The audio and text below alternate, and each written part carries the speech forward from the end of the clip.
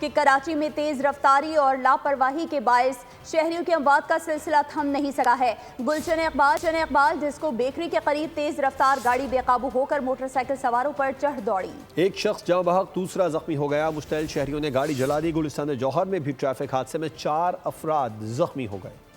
کراچی کی سڑکیں روزانہ خون سے تر ہو رہی ہیں۔ تیز رفتاری ڈرائیورز کی لاپرواہی نے شہر کو موت کے ٹریک پر ڈال دیا۔ ہر صبح کسی نہ کسی ماں کی گود اجڑتی ہے، کوئی باپ اپنے جوان بیٹے کو کندھا دے رہا ہوتا ہے اور کسی بچے کا مستقبل ایک لمحے کی غفلت میں ہمیشہ کے لیے اندھیرے میں چلا جاتا ہے۔ کراچی کے علاقے گلشن اقبال میں تیز رفتاری اور لاپرواہی ایک اور زندگی نکل گئی۔ گاڑی بے قابو ہو کر موٹر سائیکل سواروں پر چڑھ دوڑی۔ ایک شخص زندگی کی بازی ہار گیا جبکہ 2 زخمی ہوئے۔ مشتعل شہریوں نے گاڑی کو آگ لگا دی۔ پولیس کے مطابق ڈرائیور کو بھی گرفتار کر لیا گیا۔ دوسری جانب گلستان جوہر بلاک 14 میں تیز رفتار گاڑی کی ٹکر سے 4 موٹر سائیکل سوار زخمی ہو گئے۔ زخمیوں کو اسپتال منتقل کر دیا گیا۔